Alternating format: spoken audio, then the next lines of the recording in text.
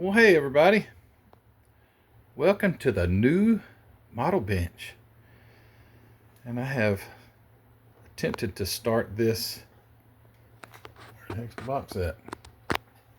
Oh. The 32 Chrysler Imperial, aka Gangbusters, aka Connoisseur Classics. And I just made a comment the other night. It was I was showing those model kits that I got recently. Two from Mike, three from Mike, the Scale Model Outlaw. Two of them were those Connoisseur Classics, and I was talking about how they're really good model kits because I built that original edition Gangbusters 28 Lincoln. I think it's 28 Lincoln. And how I would love to take those words, take them back, Matthew, take them back. You should have never said that. No. So I started this when I got multiple ones of these kits. Good thing, because on the one that I was starting, the chassis is warped, or the fenders and all are warped, and you can straighten that stuff. You probably can't really tell, but there is a that could easily be corrected in hot water, but it was crooked, so I had another kit. I already had to rob the chassis out of it because I had a broken piece that I already, and so I just swapped it and got the other fenders. And where do I start with this?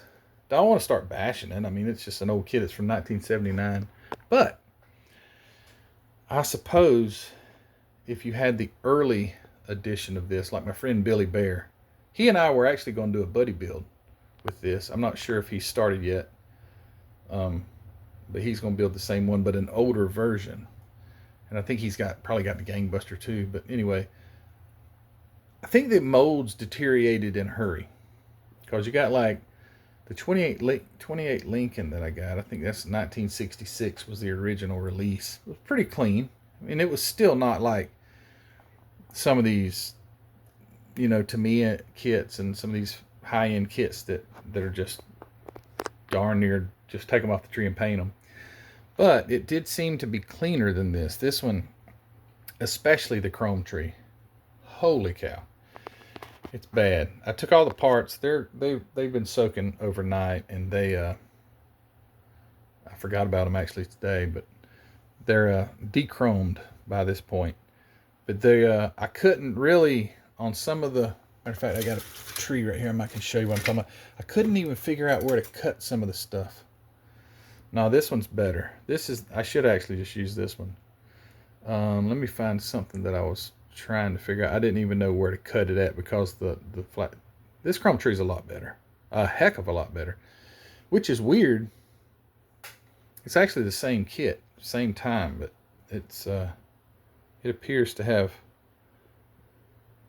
not that it doesn't need cleanup, but it does seem to be cleaner than the other one. But anyway, there were some parts when I was cutting off, I'm like, I don't know if I'm supposed to be cutting it here or not, because it had such a tremendous amount of flash, and it's on the chrome. So what I would do, I would just take, for instance, like these little door handles and stuff, I would just cut the whole darn thing off, because the flash was like between them, and then it's chromed, so it's really an illusion. You can't really see where to cut it at. So I just cut the whole thing and de-chrome that, and hopefully with the chrome off of it, I'll be able to see the plastic good enough to see where to cut it at. But I did work on this. It's going to take a lot of work, but hey, that's the fun of it. Sanding and scraping and sanding and scraping. I worked on I did get the engine glued together, but that's all I've done with that. I didn't start with like step number 1. I started with where did I start? Actually, I started with step number 2. I did start working on this. It has like an opening trunk right there. My trunk's not going to open, because there's nothing inside it that, besides the old hinges, these like hinges that you would see. So I'm not going to open the trunk, but it's going to be on there, but it'll be closed. It'll look just like that. But I started with that. Where is it? Oh, here it is. I got it all sanded. Got it looking pretty good. Actually, it's probably ready for primer. Got that ready, sanded. Worked on the hood a lot. Got it looking somewhat presentable. This thing has a option in the instructions to open the hood. I'm not going to, because this is kind of funny. Because you see, that would look nice though if it folded like that for at least one side. It would just look real, because when you display these cars at the shows, you know, just taking the hood off is kind of robbing from the car. So if you can have the hood where it would open. I don't have any like little bitty hinges or anything. I might could figure something out. But what they would cut it in two different places, right here and here. But they say cut along line C, which I don't even see a C. But anyway, cut along these lines, and it says apply Scotch tape along the lines. And the Scotch tape, I guess, would be your hinge. Maybe. I mean, it's kind of vague. But be sure pins go into holes, allow for them to cow ready or show. Yeah. Anyway, I'm not going to have an opening hood. At this point, I just want to have it presentable looking when I get it finished. And I think I'll get that. But I didn't get a lot done. Worked on the seats. This took a ton of sanding to try to get it to fit down into the, no, not that. Where's it at? Oh, right here. To get it to fit down into the body just right. I mean, I've sanded the heck out of this stuff. But it does go in there nice now. And luckily, once you get it in there, the convertible boot right here covers that gap and all. I was thinking at first, I was like, how am I going to get it to fit in there to get that gap? You know, because I thought it must have to fit down, farther down. Actually, it doesn't. Anyway, and I'm like, well, it's hitting inside there. Hey, it can't fit down. But then come to find out, you put the boot or the cover for the convertible top, and it covers all that. So that's cool. And I will do it with the top down. If it's going to be a convertible, it's going to have the top down. Unless I just like ruined the interior and didn't really want you to see inside there. But I think that's a really nice look. I like that. I like the color scheme too. And I think I'm probably going to go with something like that if I have a color, a blue with no metallic. I think I do have some blues with no metallic, but they're not that color. I may have to do some mixing. But I love the red wheels and the blue. I think it looks really classy. So that's where I'm at with that. Just got started last night. Kind of felt good to sit down here and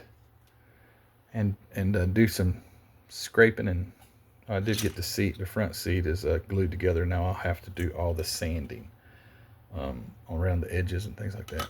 But yeah, check this out. I didn't even think about that. This isn't part of it. I saw it sitting there. Look at that.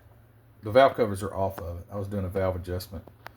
That is, if you know anything about Bigfoot,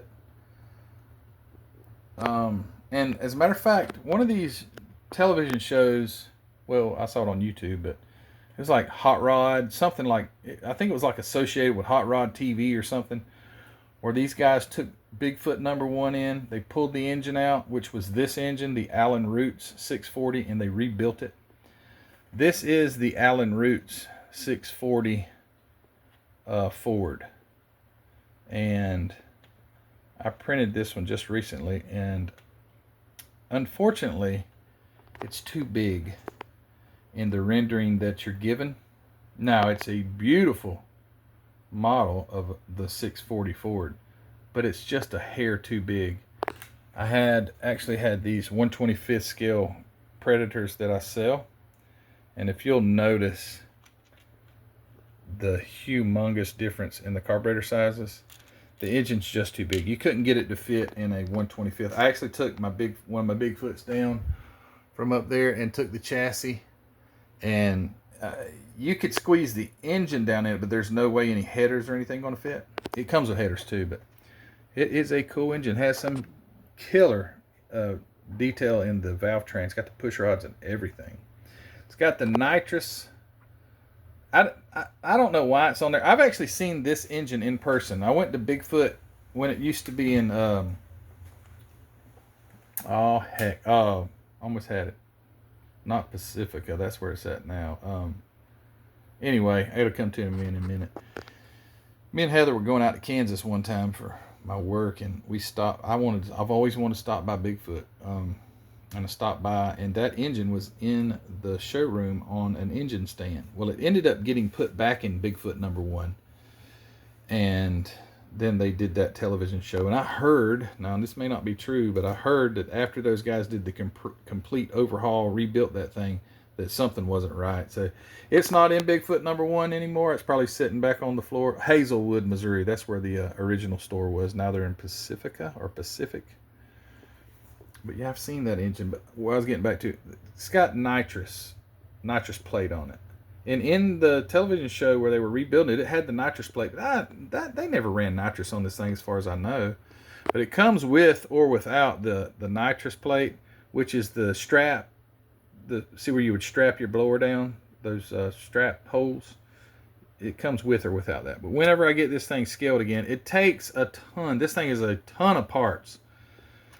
But it's cool, man. It's got all the linkages, fuel lines. But to rescale it, you can't just take the rendered sliced version and just scale it down. You can, it just doesn't print right. So I have to go back and rescale every part and reset them up. But anyway, it was just in here. That's cool. But yeah, so anyway, back to the 32 Chrysler LeBaron Imperial. I guess it's a LeBaron first and then the Imperial. I don't know. Why is it an Imperial LeBaron? I've heard of a Chrysler LeBaron, and I think there was a Chrysler Imperial, but why is it an Imperial LeBaron? I don't know. I don't know my Chryslers that good, to be honest with you. Maybe LeBaron is the like the fancier version of the Imperial, but Imperial sounds more fancy than LeBaron. I don't know. But yeah, that's where I'm at there. Just a quick update. But while you're here, I've got a few kits. My mom went out to Missouri. Speaking of Missouri, my stepdad's kids live out there in Missouri, and they went out and visited. And she went by an antique store or a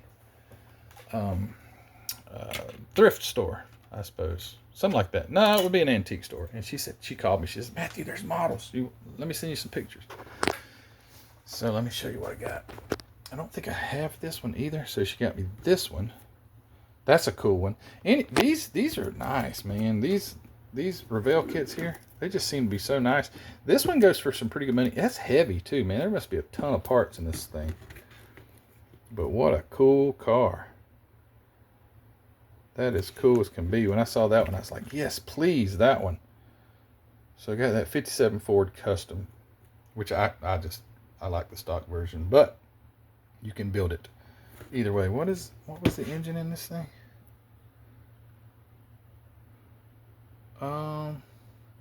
Distributors in the back, so it's like a Y block or something.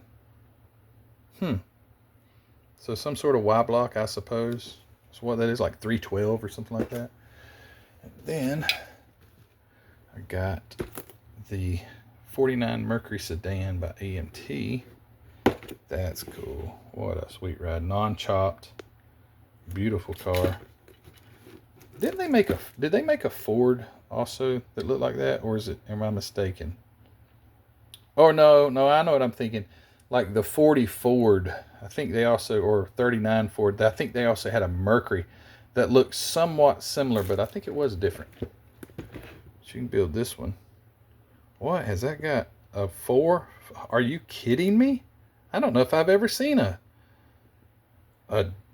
Dodge engine in a... Wow. Usually it's a Chevy motor, right? It's got a 440 you can put in that thing. That is wild.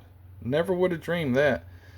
And then got the old flathead and the custom version. That looks pretty cool. Look at that grill. That's nice. Yep, got that one. And that is gotta be like late 90s. Does it say? You would think it would say. They usually do. But you know what's weird about this? This says, I've never seen this.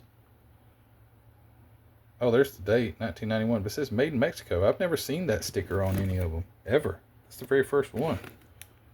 I guess that's before they outsourced it to China. They outsourced it to Mexico. All right, got that. Then also another one that I don't have. Ohio George Montgomery. This ain't no drag car.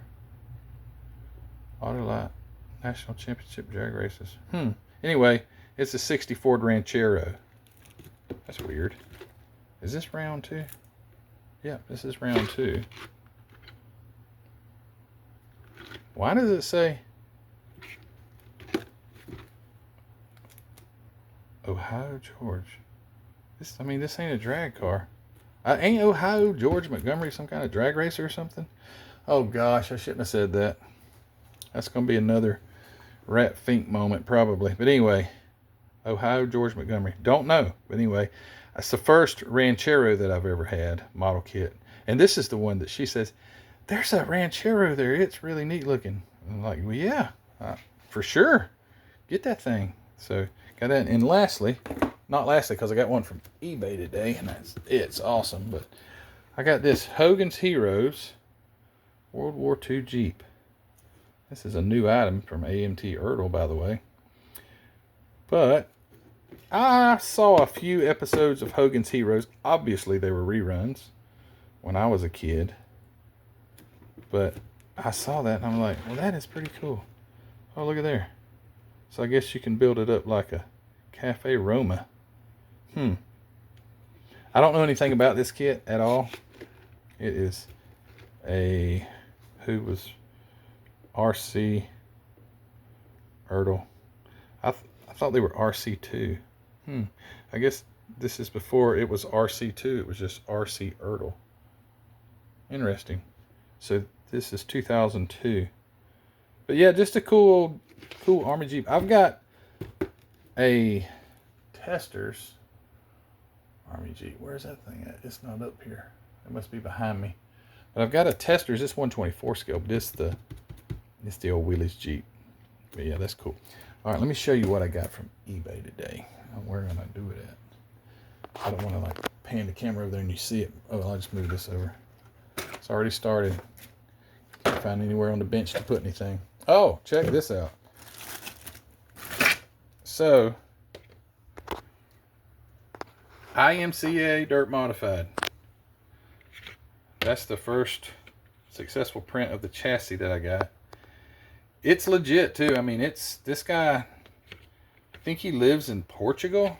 For some reason, he's got the specs on an IMCA Dirt Modified, and it's a complete kit. Comes with everything. The engine, obviously, you see like where the engine mounts would go. The block has, I think the block has the holes, your fuel cell, seats, exhaust, body, the Hoosier tires, and it's got the covers, wheel covers for this side, because when they're going sideways, you know, the other cars in front is kicking dirt, so you have to have wheel covers on the passenger side, so to speak. Inside you don't have to have wheel covers because you don't necessarily get dirt kicking that way. But yeah, this is cool. IMCA Dirt Modified. Didn't have a dirt late model. And there are dirt late model kits out there. But they're not as detailed as this. They're very basic, like the axle and things are all made into it. This one has a quick change rear. It comes with the axle tubes that were printed, but he said that if you use brass tubing, it's even better. So I went ahead and bought some brass tubing to offer with these for the axle when I get it all printed up and ready to go. But yeah, super nice. All the front suspension, it's legit. I'm not a super IMCA Dirt Modified enthusiast, but I do watch them sometimes. I'm a super late model dirt enthusiast. That's Lucas Oil, you know, Outlaws. But when I saw this, I was like, oh, this is really cool. You know, they use a front clip off of, the clip would be like off of a Camaro or a Nova or something like that. That's why the front of the chassis looks like it's a car chassis. It's because on these cars, they have to use a front clip off of an actual car. And Dirt Lake model, it's all tubing. But yeah, it looks pretty cool. It's got the chassis and everything. But okay, that was another rabbit or squirrel moment or whatever you want to call it. So let me show you what I got today. And some of you guys are probably not going to be interested in this or not. That's fine. I saw one of these at JaxCon built. And they're very hard to find. And they're not cheap. Yeah, it's an Intex 1/16 steam tractor. Or I guess you would say a traction engine or something like that. The one I saw at JaxCon was really nice. And the story that was behind that thing was cool as can be. And I won't go into the story because I'll get it wrong. But I've always just been fascinated with this kind of stuff. Because this would be like turn of the century kind of stuff. Maybe late 1800s or something like that. This one does have a generator that's running all these lights and stuff. But yeah, this is neat as heck. I was so excited when it came in today. I would do an unboxing, but I don't think anybody would want to watch that. But anyway, it's really cool. It's got real rubber tires. It's got the belts and all that stuff. But I'm just a super enthusiast. It doesn't have to be a car. I'm just amazed at the brains of these people that came up with this. Now, this is a steam engine. You build a fire. It's got a steam boiler that heats water. And then there's an engine up here, or your piston, right?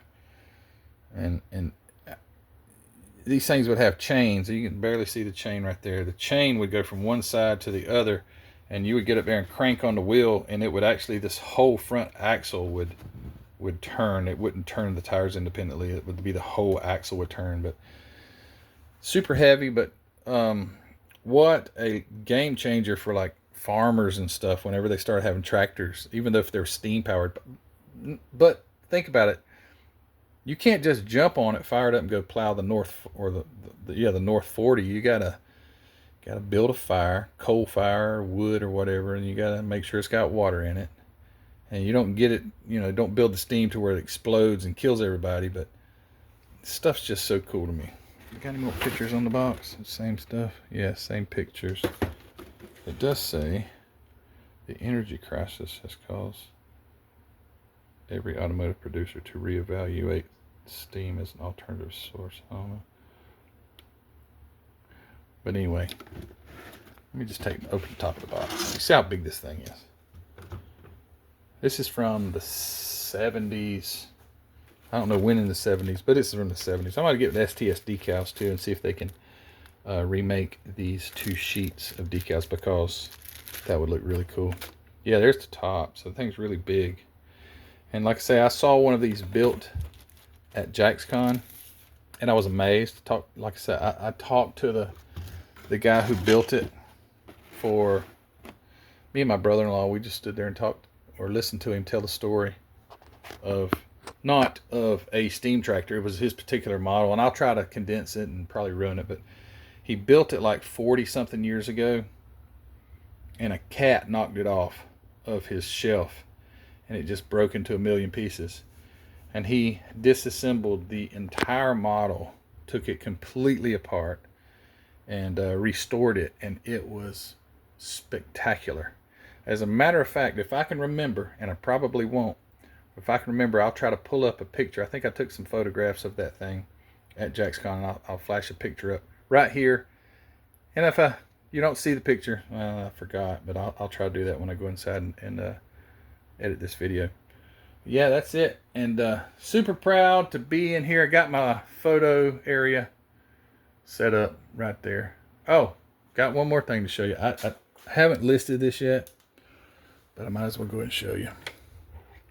This is a cool little, I'd mentioned it on a couple of videos ago or so. A Fiat dragster. Got the wire wheels. Those print nicely. I thought they would be an absolute disaster, but they print very nicely. It's got the, there's an old style mag on the back. It's got the old Hillborn or some sort of injection. You see the steering column is a piece of copper tubing. This one, the other kits, like the drag The sand dragger would have. I'll provide the axle pins, and which is, but you don't need them for the steering wheel. The steering wheels, they have a shaft on them. This steering wheel doesn't, so you have to have a piece. But anyway, when I get these on the website, which they're ready to put on there, I just need to do it. I'll provide enough of the copper tubing for the steering, the axles, and all that stuff. The front axle, you have to cut the copper tubing really short just to make little stubs. But yeah, this thing's cool. And like I say, those front wheels are nice. They print out really good. And the tire is separate from the wheel. So that, as a matter of fact, I don't think these are glued on. They're not. And I'll probably break it trying to get it. There you go. Yeah, you see there? Separate tire and wheel. Now it just looks like an old wagon wheel or something. And the Fiat body. So yeah, I'll have those on there soon if you're interested.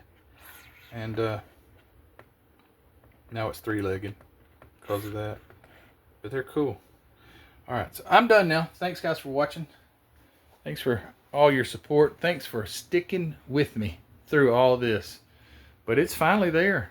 I've actually, last night, like I say, first time I got to sit down and build something. Show you two things. I got something for my birthday, Father's Day the other day. I'm a oh, dang, Back to the Future fan. Love Back to the Future. And Ellie bought me this. What are they called? Some kind of pop. Funko poppers. What are they called? Funko pop. But it's Doc Brown. And he's got his, remember, if you've seen the movie when Marty, he's got the picture of flux capacitor. And he's got the bandage on his eye. I just saw that. I hadn't even really had a chance to look at it, but Marty goes back in time, right? And he goes to the mansion. And he knocks on the door, and Doc Brown opens it. He says, "Don't say anything." He's tried to read his mind because he had that thing. He built that tried to read people's minds thing anyway. And then my oldest daughter, Gracie. So Ellie bought me Doc Brown, and my oldest daughter, Gracie, bought me Michael. This is from the second one, because remember, it was cool in that time to have your pockets pulled out. Doc Brown told him to pull his pockets out so he wouldn't stand out like a sore thumb. And he's got the jacket with the adjustable sleeves. And oh heck, I just noticed he's got the Nikes on too. You just put them on, they lace themselves up. But yeah, I got those for my Father's Day gift for my daughters. And I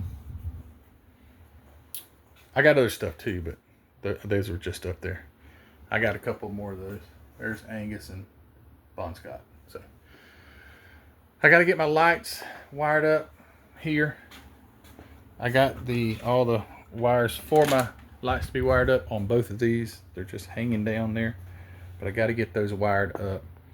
And I've also still got to, I'm going to put up a shelf and hang some things, some stuff that's near and dear to me. Stuff that was my grandparents and my dad's and my friend Kevin that passed away, and some other stuff. Speaking of Kevin that passed away, those were, you know what? There's something cool. I don't want to stretch this video out too long, but I just found something the other day that I did not even realize. But my friend Kevin, which passed away a couple years ago, these are his 3 builds. I got this from Jason Hanscom, Blue Ox Model Shop. But that car was in the magazine. Model Cars magazine. I took it to Acme, and I put it on display with Kevin's picture. And I just put, "Do not judge. It's just on display, just in honor of him." And it made it into the magazine. It was so cool. But he was a Bill Jenkins fan, and he was wanting to build them all. But unfortunately, he didn't get to do that. But the other day, let me grab this. I was moving stuff around. By the way, there's the dangerous vacuum cleaner. So this box, Kevin was notorious for opening a kit, priming the body and stuff, and putting it back in there. Starting a kit and not finish them. I know everybody's got that problem, sort of. But this one, and I'd forgotten about it. And I showed Heather, I was like, "Look at this." And I need to finish it. And something, for some reason, there's a console stuck in the window, and it's got a bench seat, so I don't know how that got in there. I got to get it out. But I told Heather, I said, wow, this is nice. Kevin was a really good painter. He was in the process of putting the hood pins, the Detail Master hood pins, and so there's just this wire that's just hanging there, and he's got magnets on the hood, and yeah, it just never got finished. That's that Fairlane 500, the GT version. Let's see, did I put the tape on there? I don't think I did. I guess he had taped it to hold maybe the exhaust in. But yeah, I need to finish this. Here, hey, that just fell out. Get out of there. Now it's going to be stuck. Oh well. But yeah, neat car, and I need to do it and display it then beside his other three here. He was a good model builder, very good model builder. But anyway, okay, I need to finish this. Guys, thanks for watching. Appreciate you, and I'll talk to you soon. Tell me if you like steam traction engines or tractors, steam tractors. I do. I think that stuff's cool. Hey, if you got one of these laying around, by the way, and you want to get rid of it, hit me up, because I'm interested. Because I'd like to have more than one, which is crazy, because I can't build. I got one more comment just before I go.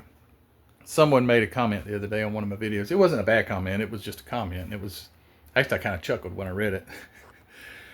It was when Chris Martin was here, I believe, and we were looking at model kits, and whoever, I don't remember your name or your YouTube name, but he said, you'll have to live to 100 years old to build all those kits. And I laughed, and I thought, no, I'd have to live to 200 years to build these kits, because this ain't all of them. But I mean, just to try and get one done has taken me how long? I mean, for real. I don't know. At the pace I'm going, I don't know if 200 years could do it. I don't know. I just don't know. Yeah, I guess you could just throw them together or something, but it would take more than 100 years. I really think I'd have to like do the math, and I don't have an accurate count of how many I have, but if I built like one a month, let's see, how many months is your life? What's a normal, let's just say 80 years old. I hope to live longer than 80, but how many months is from 40? I'm almost 49, so 49 to 80. I can't do that math in my head, so let's say 31 years. Let's just say 35 years. 35 times 12. Heck no. There ain't no way. There's no way in the world that I could build all these if I built one a month. And, you know, it takes, if you're a fast builder and you got nothing else to do, I guess you could do one a week. But that would take a long time still. But anyway, nah, there's no way you could build these. Somebody's going to end up getting these things at a yard sale or something like that. Heather has asked me in the past, what am I going to do if something happened to you? I said, call one of my modeling friends. That's all I can tell you. Just call one of them. I'm sure they'll. Just don't call one of my modeling friends that sell these things, because, oh gosh, that's a pretty good chunk of money. I don't know how much money I've spent over the years buying these things, but it's too much. But anyway, on and on and on. Just keep talking, Matthew. Just keep rambling on. See something else. See a squirrel and go after it too. All right, I'm done. Thanks, guys, for watching. Thanks for all you do. mcvproducts.net. Hopefully I'll have the Fiat up and going soon. I got the the sand dragster, and there's the beast tank over there. Just over in the side. There's an old ashtray of my dad's. Oh gosh, here we go again. This is from my dad's house. That thing was around when I was a little kid, and I still got it, man. It's cool. Doesn't that look like early 70s or something? Anyway, okay. I'm really done. We'll see you guys. Take care. Bye.